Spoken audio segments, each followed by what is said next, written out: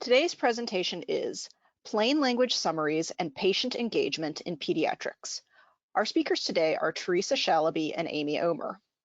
Amy is currently the director of the International Children's Advisory Network, Inc., or ICAN, where she specializes in creating collaboration through patient-centered programs that focus on the needs of patients and families as partners within research and medical communities. For her work, she's won numerous awards, including the 2019 Sally Joy Award from the State of Michigan Diabetes Patient Advocacy Council and the 2020 Type 1 Diabetes Outstanding Patient Advocate Award from the Type 1 Diabetes Exchange. Teresa will be joining Amy.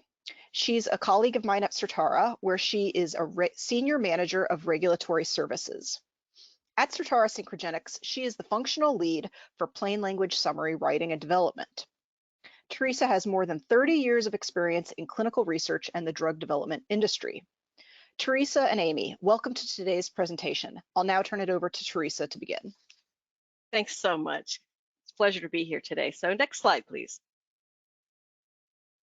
So what we're going to be looking at today is plain language summaries, patient engagement, and pediatrics. And so we're really going to start off with going over plain language summaries in general, looking at how we apply the principles of plain language summaries to children and young people, and then a model for how we may try to do all of that together. So essentially, we're going to share with you what we've learned from plain language summary work and patient engagement in the adult space, and then see how we can extrapolate that to the pediatric space.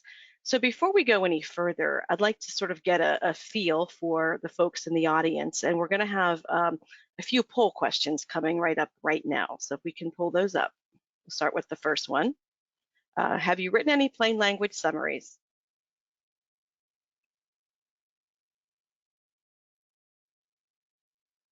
So interesting mix, half and half. So that'll help me to sort of guide the rest of the discussion so that we get the right information out to everyone. So the second question is whether you have written any pediatric plain language summaries. So we can pull that one up.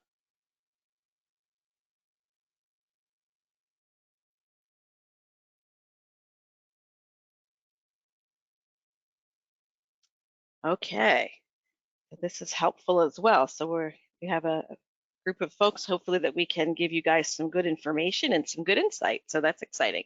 Okay, and the last poll question is coming up next. And this one is around challenges or barriers that you see if you were tasked with writing one of these pediatric plain language summaries, and certainly select all that apply.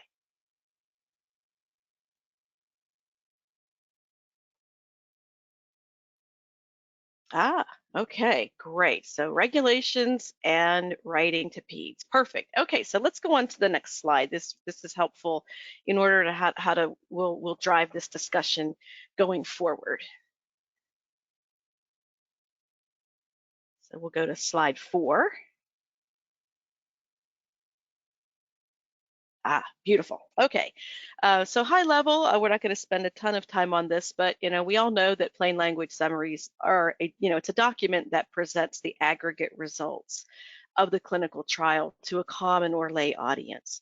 A little bit around the regulations, we've been working under the EU Clinical Trials Regulation, which has really been guidance for this space for quite a number of years. However, this guidance is finally going to become a regulation in December of this year. So this is a timely discussion around how this work is going to change.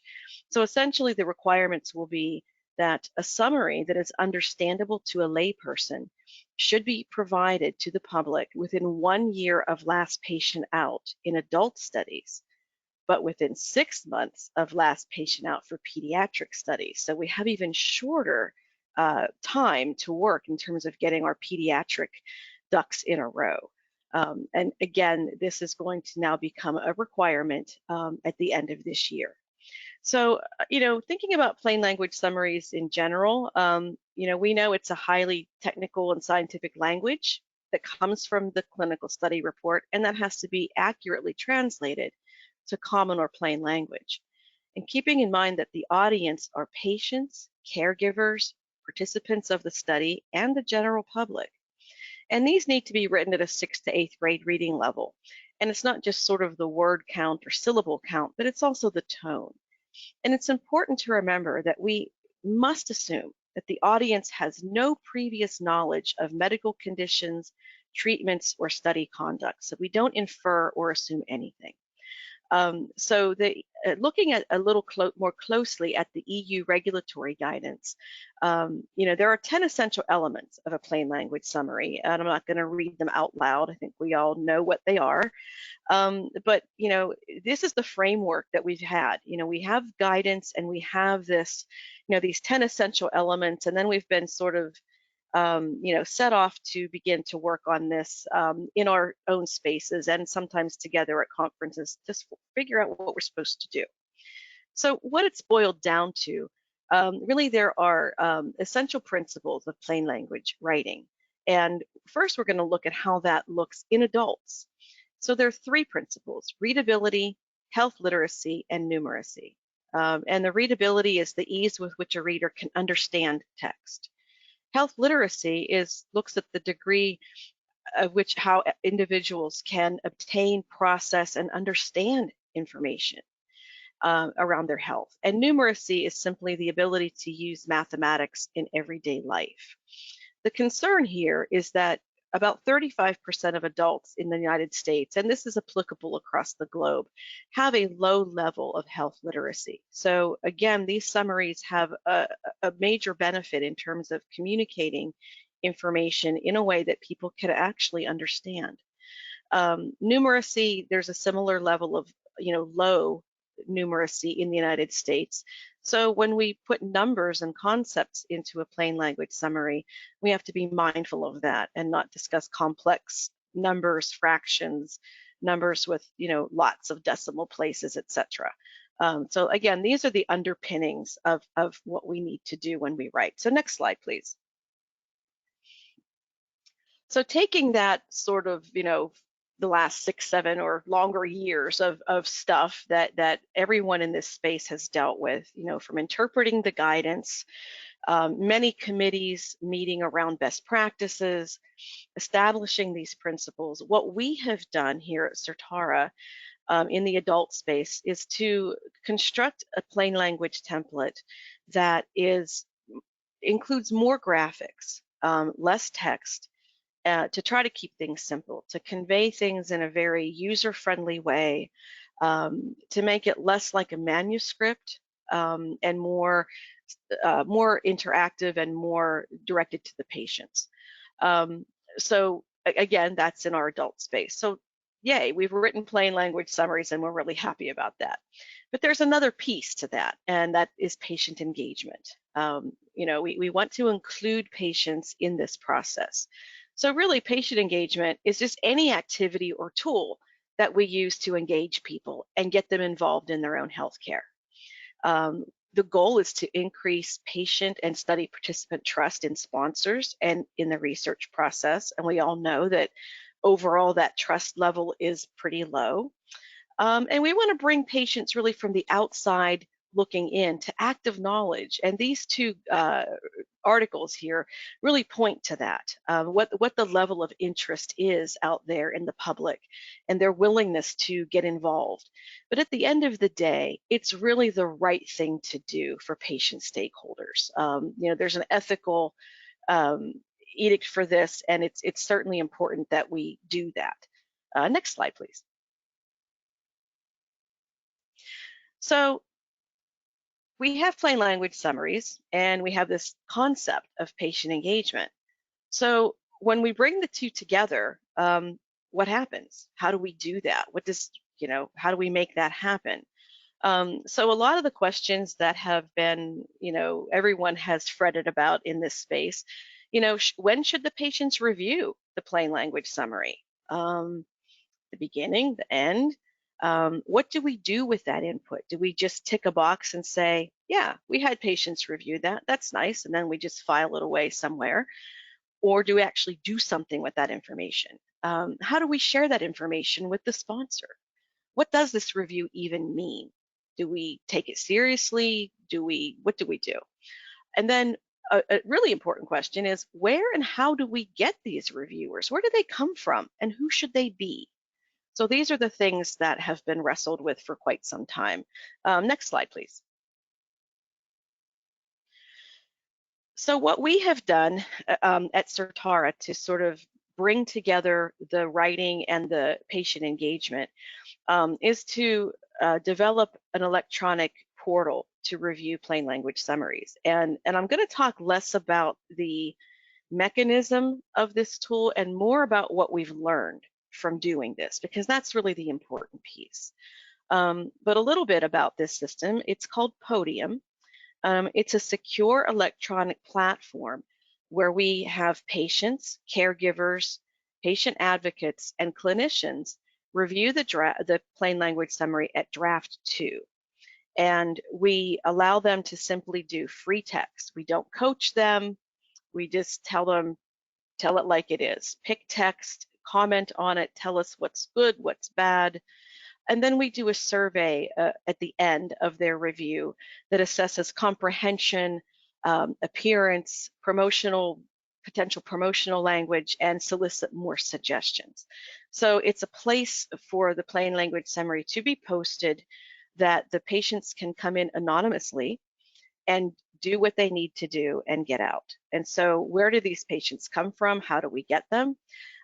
We have partnered with a patient advocate group called Rare Patient Voice, and they screen and select the reviewers, and it's based on the disease that the plain language summary is being written about. And that really helps us a lot because these folks have skin in the game, and so it's not using sort of the same group of people reviewing summary after summary. It's people who are asked by this advocate group. They have the disease that we're writing about. They have skin in the game, and they can give us their honest input about what they need and want and what they don't see in this summary and what they do see. So we feel that this is a higher level of engaging patients, again, because they have some skin in the game. And that may sound a bit contradictory around, when we say we assume the audience has no knowledge of, medical conditions and so forth. But that still applies, because keeping in mind that at the end, this summary is posted for anyone to read. But we do want to engage people who have a vested interest in terms of sussing out how the summary is written, etc. So this is the way that we are bringing together the writing and then the engagement. So next slide, please. So a little bit more about Rare Patient Voice and a bit more about what we've learned from doing this work. So, we are delighted to be working with Pam Cusick and her team at Rare Patient Voice, and they've had a very good experience with having their advocate people work in their summaries. And these are just a few comments from some of the anonymous patient reviewers that we've had. And it's fun because they can free text and say whatever they want. Next slide, please. So the key here really is, again, what did we learn from this? What did we do with that information? We really pay close attention to it in terms of enhancing the quality of the documents based on what these people tell us. But one of the key things is from the survey that we do at the end of their review, we ask them whether or not they understood the summary. Simple yes, no. This data comes from 105 individual reviews so far in Podium, and 100% of the participants, reviewers, said yes, they understand. Then we asked them, their level of understanding, 0 being I didn't understand it at all, to 5 being they had a very high level of understanding. The average for that is 4.3. That's good. We'd like it to be better. And then finally, we look at the correlation between they said they understood versus them stating the purpose of the study. And that's 99%. So these are metrics that really matter to us. We watch them carefully because if these numbers start to dip, we have a problem. We look at this per summary review and then in aggregate of all the reviews. So we have a very good hand on what's going on with these participants who review. And again, it's simply, it guides us. It drives quality, it drives improvement, and it gives us some real-time data around what these folks think and how well they understand what we're writing. So this is very valuable information, and it keeps us on our toes. We strive to have better numbers than than these in terms of understanding and correlation. So again, this is what we've learned. Our template seems to work. The patients and reviewers are understanding what we're writing. So far, so good. Next slide, please. So let's get into the good stuff, the pediatric part. So all of this to say, this is the work we've done so far in adults, and we're pretty happy about that. So can't we just take all this and slap it right over to the pediatric space without any change? I mean, why not just change the words in the template to say, you, your child, your caregiver, and call it a day?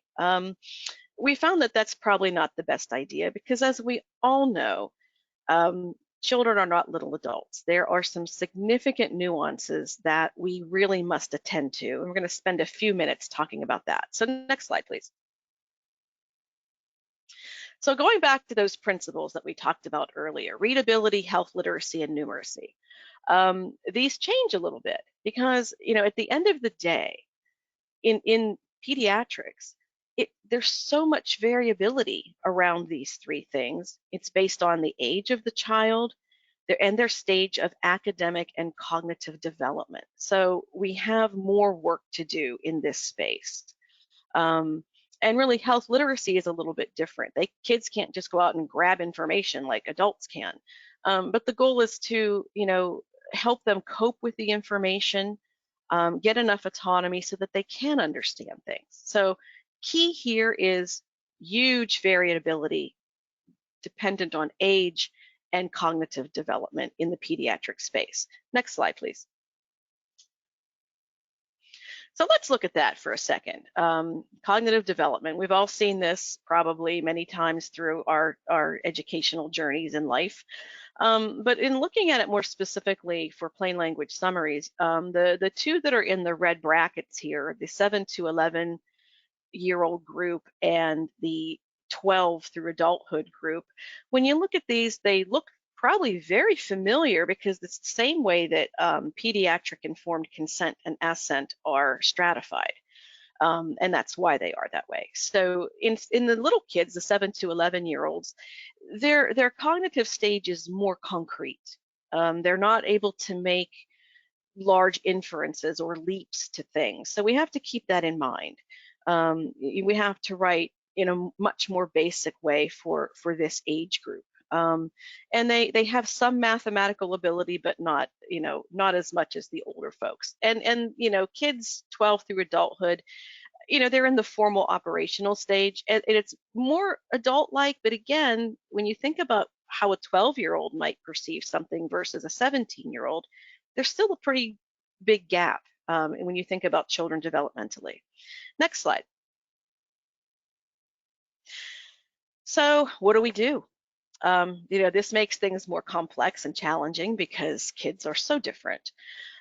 So what we have done and what we're trying to do right now is to really consider templates for different cognitive levels of development. We've got this template for grown-ups, and that's lovely, but what about the kids?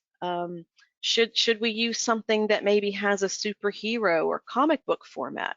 That might be good for younger kids. Older kids may feel that that's babyish, or that perhaps someone is making light of their illness, and we wouldn't want that. Should it be interactive instead of a flat document, something that they can scroll and click and things pop out and all of that? And certainly kids today are very tuned into that kind of a thing. Should it be something that's on an app? Should it be a video? Maybe it's just more traditional text and graphics, but written in a more kid-friendly way. And again, considering those two age stratifications, we had a lot of variability there. So next slide, please. So how do we do this? And that's where patient engagement comes back into play. So instead of, as we have in the adult space, we've got this template, we write the plain language summary, folks come into podium and they do their review, and we've got a pretty good system going. But what about for kids? Perhaps we should get them involved earlier in the process. Instead of us deciding what the template should be, we're actually asking the children what they think the template should be. And this is where the partnership between Certara Synchrogenics and ICAN comes into play.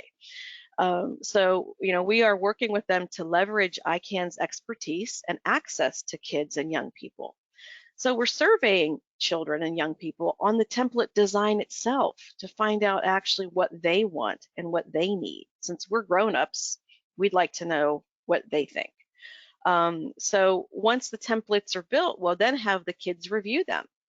And once we get set on some good templates, then they'll be able to come into podium and review the plain language summaries themselves. So we're taking that whole concept that I described with grown-ups and adjusting it as much as we can to get children involved early in the game, and they can tell us what they want to see. And that's really our goal. And so we hope that will help us to write robust plain language summaries that are children friendly and not just meeting a requirement, not just ticking the box that we wrote the summary and yeah, we did patient engagement, that this is really meaningful and we've met not only the legal requirements, but the ethical obligation that we have when we work in this space. So, that's basically our goal in working with ICAN. So next slide, please. Okay, so just want to say thank you for my part of the presentation, and below here is my contact information, my LinkedIn info, etc. And with that, I'm going to hand off to Amy Omer to tell us more about ICAN itself and the wonderful work that they do. So thank you so much. And Amy, go ahead. Thank you, Teresa, and thank you for having us today. We are so delighted to be here. Any day that we can talk about the kids and their involvement, it's always a really great day. So I represent the International Children's Advisory Network, known as ICAN. Next slide.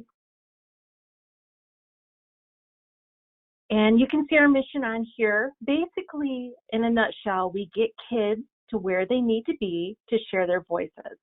And our vision is to make sure that every kid around the world has that opportunity to be out there to share their expertise and their knowledge. And before I go further, I'd like to engage all of us and have us answer some really great poll questions. So it's time to kind of move around a little bit and answer the very first poll question.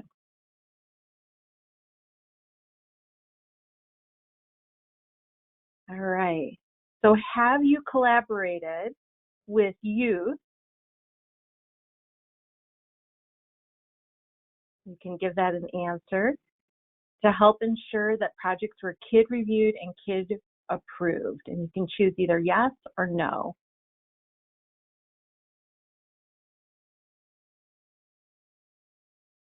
We're really curious to hear, what your feedback is on this. This will help guide today's discussion. All right, let's see what we have for results. All right, so I see the majority have not, and that's okay. That's why we're here today. We're going to understand a little bit more of how to do that. So next poll question, please.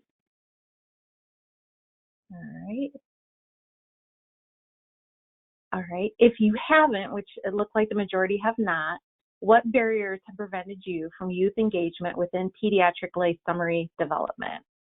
Maybe it's a lack of expertise, maybe it's not having the right infrastructure, maybe there's not enough bandwidth, or maybe you're just unsure when to engage youth within lay summary development. So feel free to select all or any of these that apply to your organization and your experiences. And again, this really does help to drive what we need to do here at ICAN as we continue to work with everyone to get those kiddos to where they need to be to share their voices. All right, let's see. Ooh, it's a variety of things. Okay, so there's many barriers, and that was one of our thoughts when we were pulling this question together. There is a lack of expertise and maybe not enough infrastructure and not enough bandwidth, and maybe it's just not knowing also when to engage youth. So we'll have some answers to some of these barriers coming up. And I think we have one more poll question. Before today, were you aware of a young person advisory group like ICAN? And that's a yes or a no. And we can help point you to the direction if you haven't. So we're really curious to see. And knowing this just supports the work that we're doing so that we can further increase our mission, like working with Satara. We're so grateful to be here today because we can get the word out of what the kids are sharing.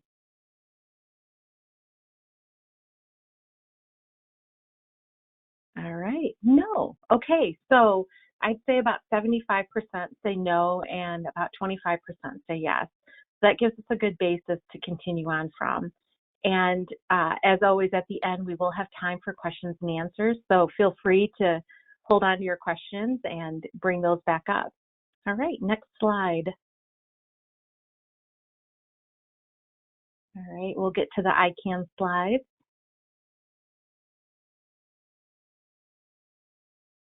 And it's just good to know about ICAN because together we can really improve the future of pediatric medicine.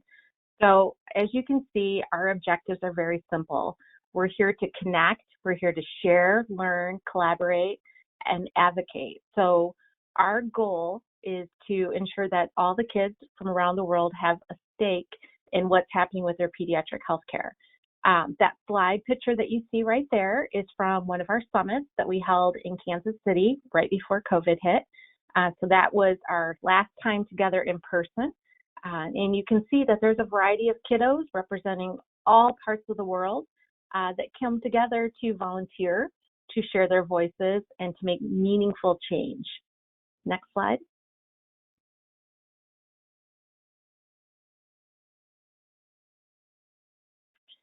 So ICAN, in a nutshell, is over 30 chapters. We're about 32 now strong and always growing. Our youth members are members, so it's not adults. And I like to point that out because oftentimes groups will have adults as members. We're one of the only groups that centered around having young people and children as the membership base. Our kiddos range from 8 to 18 years old. However, I'm always asked this question, so I like to state it right up front.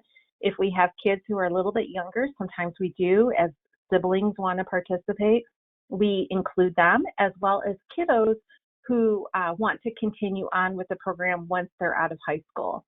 About 95% of our kiddos have a medical diagnosis, but about 5% don't. And we really feel like that's a valuable piece to add because many of those kids will either be unfortunately diagnosed with something on their adult journey, or will have a family member or somebody that they know within the community that also lives with a medical condition. And many of our 5% of kiddos and even many of our 95% have a desire to continue working in the healthcare industry. So I like to explain that those are your future colleagues. You know, the kids that are coming through ICAN have a passion and desire to help and support pediatric medicine. So in your working with them, you often are also helping to advise the next generation of colleagues. Our kiddos really are subject matter experts, and I stress this, it's so important to remember, no matter what the age, they've lived these experiences that we have not. And it is important to remember and always reflect that they are the ones who are in the middle of this journey, and they're the ones who have the most expertise in that area.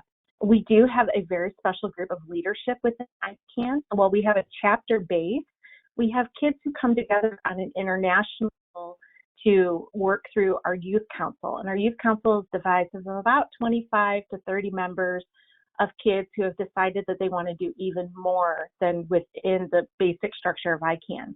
So oftentimes if we need something quickly advised upon, we will take something to the ICAN Youth Council and they'll give us back ideas, or they'll help guide us to lead us to the decisions that come from those youth members and tell us what direction they want to see ICAN going in. We love to partner with industry. It is incredibly important because all of you are part of the next generation of what's going to happen in medicine and research and medical device development. You're the innovators, and we want to make sure that we work and share that pediatric voice at every level. You heard Teresa say, when is the appropriate time to bring in a kiddo? And we always say, as soon as you start to think about an idea, we would love to have that ability to bring in a youth voice to help guide the project. We also partner with community. As you can see, this is a partial list of everybody that we work with, but we are great friends with the FDA, PTN, MRCT, Global Genes, IAC, AAP, etc. We welcome our community. We're very collaborative in nature. We want to support projects happening amongst the community and around the world. So we are freely sharing all of our information always because we want to make it better for kids. We also have that young adult professionals program for those kiddos who are older than 18 years old. And again, that's where we would do the internships and helping to create some research that's new and fresh coming from the young person's perspective. A lot of these kids are in college and they want to make this part of their career path. And then every year we have an annual ICAN Summit where we bring us all together in one location. The last 2 years we've had to do this online because of COVID, but this year we will be going back to France and we will be having an in-person summit there. And I'll share a little bit more as we go on. Next slide. So here's the summit. This is very exciting, and this is the one thing that I think really speaks to the wonderful work that we do. Our kids at the summit will participate with industry and then also with community to share what they're feeling, what they think about, what their ideas are. So it's very innovative, it's very collaborative, it's very open and engaging. Parents do travel and accompany the kids. We invite everybody to be there to be a sponsor and to support ICAN.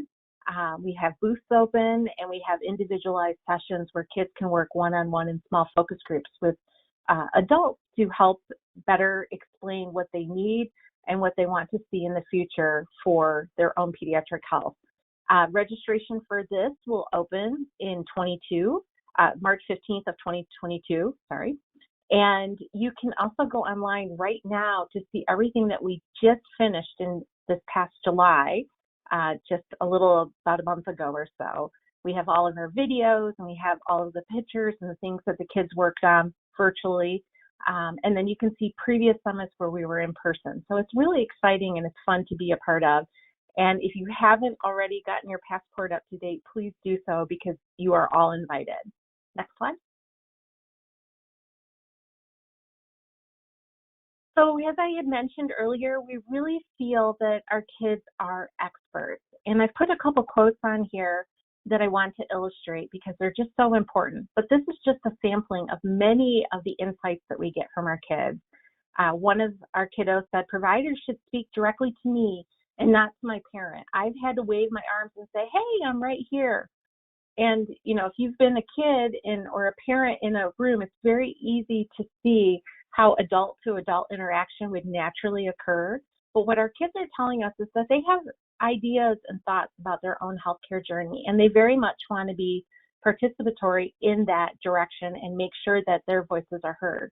And there's a few other ones on here. A nurse came in on his day off just to play Wii with me. And while that might seem simple in nature, what that really expresses is that was an important step for that child's well-being, is to have someone recognize that they were the patient and be there for them to support them. And then also kids play unique roles in their healthcare. I vouch for my mom when doctors didn't listen to her. She's with me every day, all day long. And that's a really interesting thing too, that often we assume we know what's best for the patient and their family, but it may be actually different in what's occurring at home versus what we assume needs to happen. So it's great to have this one-on-one interaction through ICAN with our kids. Next slide.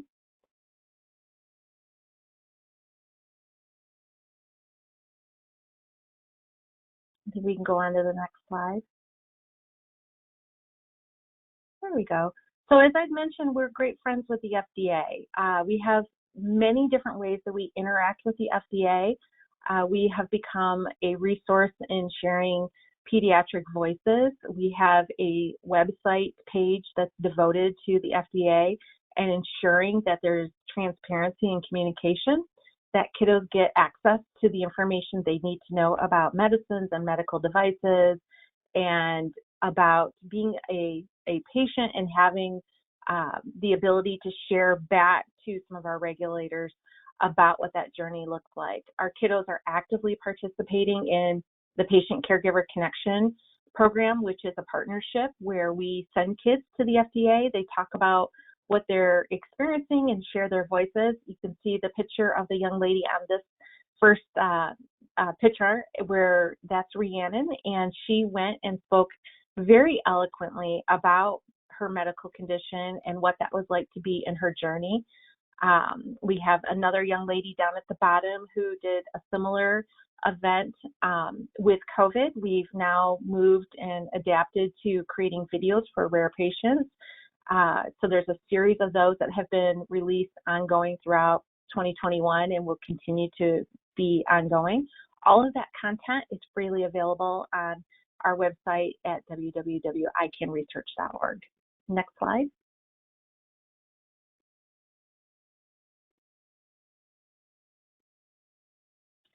And we like to get the kids to adults that can help teach them as well.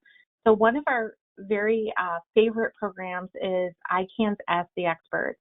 On the first Saturday of every month, we bring together somebody from the community or industry that would like to share their expertise to our kids, and we have a very informal coffee group during that time. It's a 1-hour session that we record, and we allow the kids to drive the bus on this. So we have topics that we've asked the kids what they want to learn about. Those topics are picked by the kids. We match them up with an adult who's an expert in that area, and the kids will ask questions and learn directly one-on-one. We record everything so that no matter where you are in the world, you are able to go back and view that content. So it's a very exciting and wonderful program. This hasn't quite hit its full year yet. It will be a full year. I think we did our first one in September of last year after COVID made it very clear that we're going to have trouble meeting in person. So this was a nice way for us to be adaptable and to continue to have that information exchange. Next slide.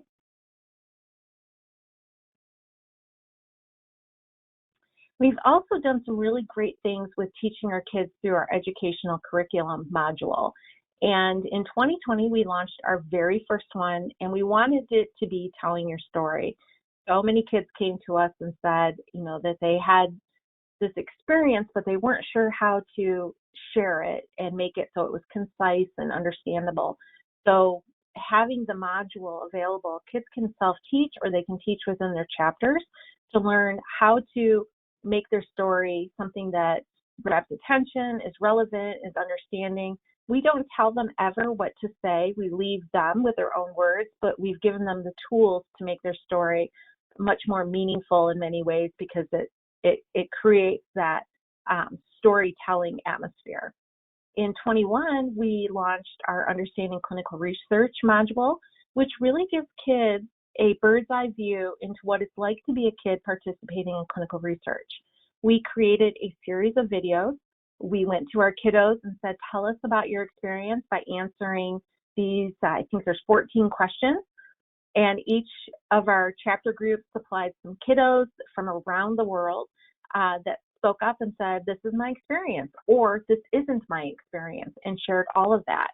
And then we're looking, actually today, this afternoon, we're going to have our next work group meeting for what we're going to be launching in our third series of educational curriculum. We invite adults within the community and through industry to help support this, and we're always freely taking materials that are available to enrich that experience of learning. So if you have anything and you would like to share to us, we'd love to hear it. Then I also have a sneak peek. We're having an ICAN book. That book will be launching in the fall of 21. And the book is a series of statements that our kids were told that they could not do or accomplish. And now they are sharing that learning has occurred, that they can actually do those things.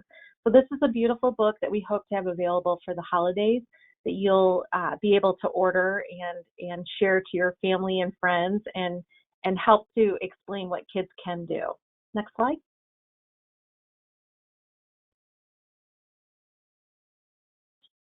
And we're also on a very fun TV series, if you will, called the Pediatric Innovation Network. And this is a video series that was created to share pediatric innovation through video.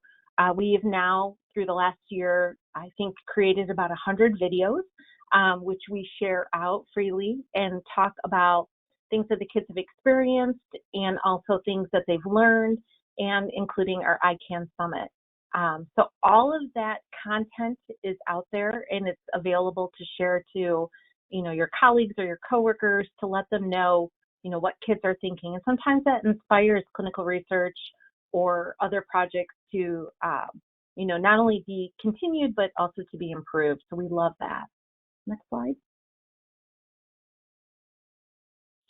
And when our kids review something and approve it, and you take their feedback, so you heard Teresa say, do we just check a box? No, we never check a box. We ask that you include the things that they share and include their feedback. And then once you do that, we can go ahead and give you the ICAN seal of approval. And that good seal helps to share that it was kid reviewed, kid approved, and that the kids understand the language. They feel that the pictures are appropriate. They understand what your intent is with what you're sharing. And they've given you the feedback that you need to make something that's really appropriate and wonderful for kids and their families. Next slide. And I just wanted to say thank you for this. This is the end of the conversation. You can see our contact information on there. We're more than happy to answer any questions. And also, I think we have time for a few questions coming up. So we'd like to be able to get those in and have you share your thoughts back to us. And I'm also bringing in back Teresa and Suzanne to help further the conversation. Okay, awesome. Thank you so much, Amy and Teresa. And as Amy said, we'd love for our audience to share, provide your questions to our esteemed panelists. So we've got a question for you, Teresa. Someone wants to know, particularly for adults, how do plain language summaries differ from CTR registries? Will these lay summaries work as a companion document? Great question. Our goal when we write plain language summaries is to mirror, in terms of accuracy, the registries. If you're referring to what's posted in ct.gov or UDRACT, then the answer is yes. Essentially, though, plain language summaries often have a bit less information because we don't include every single endpoint in a plain language summary. We typically include the primary endpoint and key secondary endpoints. But short answer is yes. They are definitely a companion document to those things. And in fact, we insert the links to ct.gov and or UDRACT for readers to access that information. Great, and I've got a question. I think you could probably both speak to this. How do you balance the required components of a plain language summary, for example, the primary endpoint, with feedback from readers?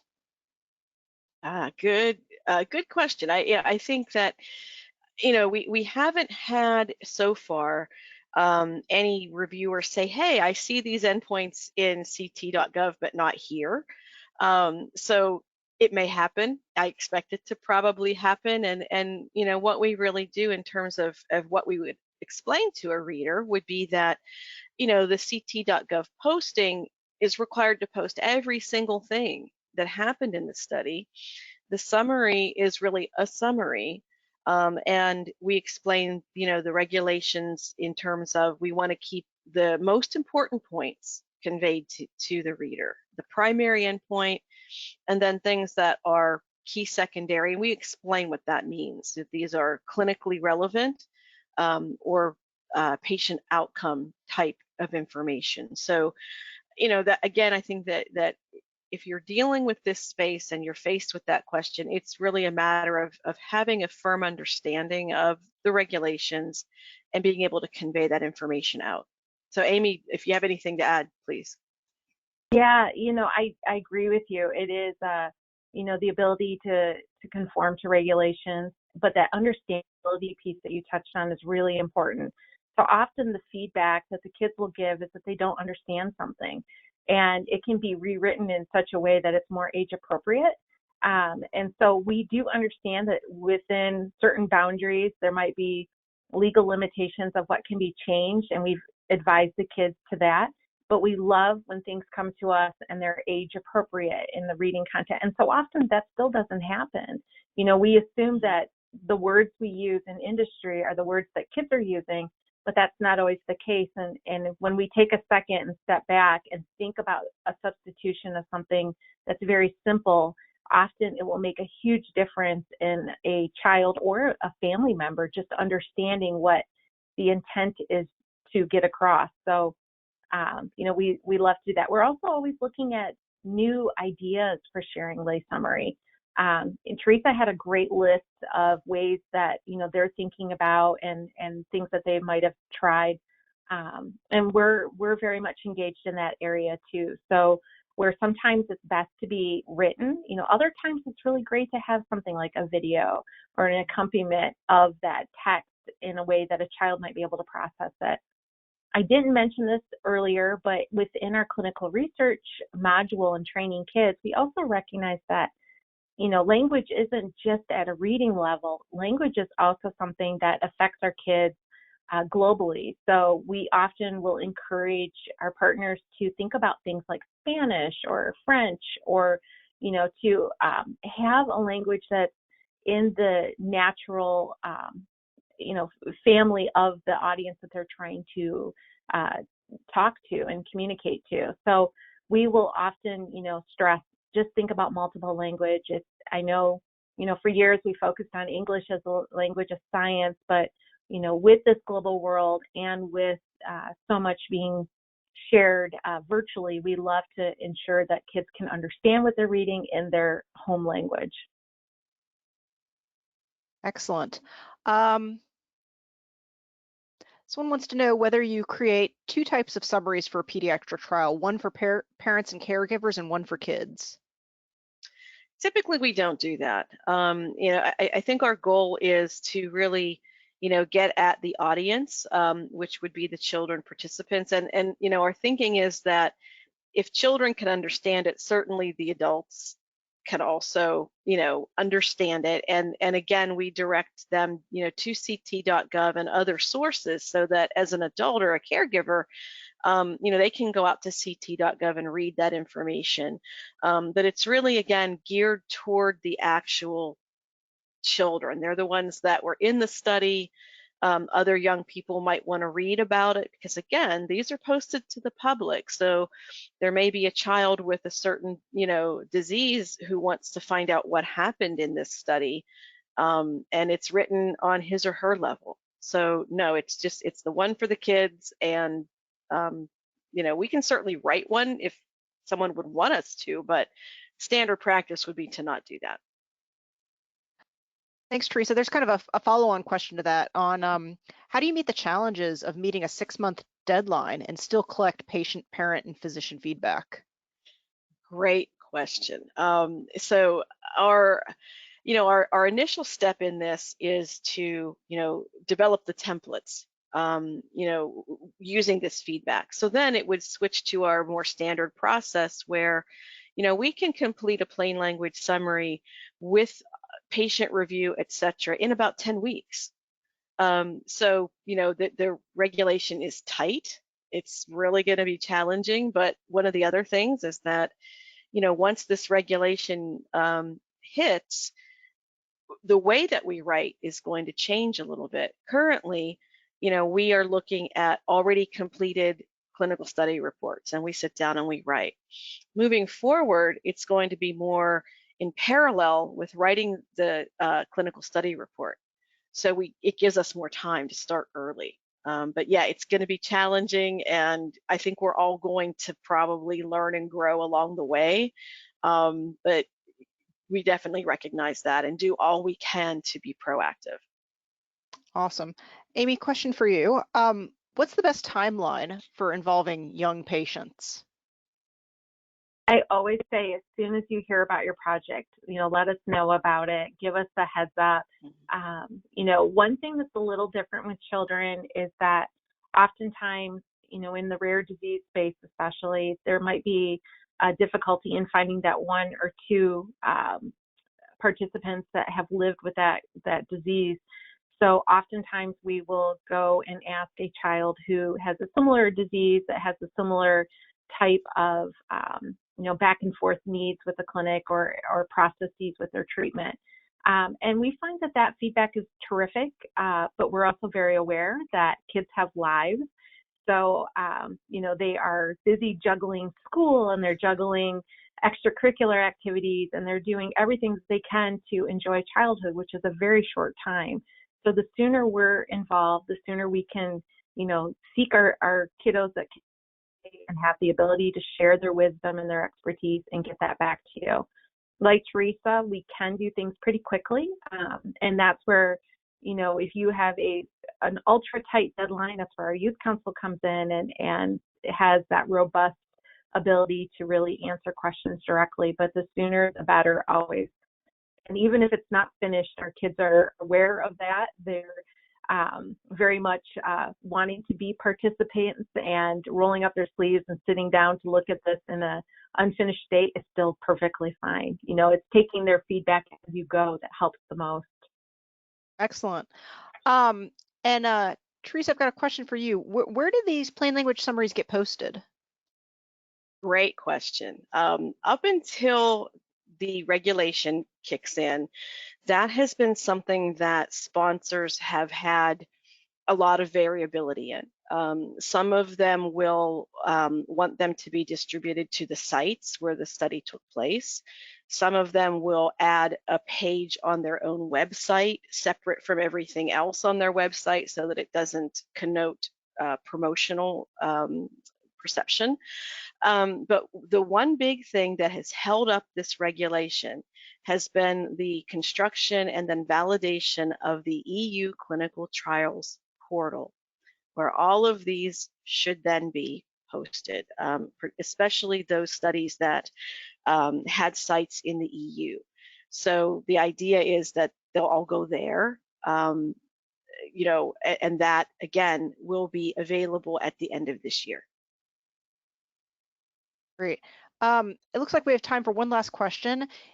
Is the level of detail in your pediatric lay summaries similar to the summaries you create for adult trials, or have you found it's necessary to decrease the level of detail in a pediatric summary? Great question. It's part of what we're looking at, in terms of asking kids what they want. However, outside of this work, we have written pediatric plain language summaries, and we do try to adjust the language, really now mirroring a bit around what assent forms might look like in the ICF space. And so the 10 essential elements of a plain language summary still must be there. That's not changed for pediatrics. Again, it's the way it's communicated. So we may back off on some deeper detail into study design, or we use lighter language around conveying the results. And again, more graphics help a lot, instead of kids trying to pick through words that they may not really understand. But short answer, less detail, but it still has to be absolutely accurate, non-promotional, and it must contain those 10 essential elements no matter what. Wonderful. Thank you so much, Teresa and Amy. And can you advance to the next slide? We'll just have a few announcements before we wrap up. Our speakers just did an amazing job, and thank you so much to our audience for their attention and their excellent questions. Teresa and Amy, we are honored to be having them speaking again at our New Horizons in Pediatric Drug Development Virtual Summit. This virtual symposium will take place on October 28th and 29th. And so if you'd like to learn more, their session will be multifaceted approaches to patient engagement in pediatric clinical research. Please register. You can find the registration for this free event at www.newhorizonpdd.org. Next slide, please. I'd like to thank everybody. And on behalf of Certara, I'd like to thank you for watching today's presentation. This concludes the webinar. Goodbye and have a great day. Thank you.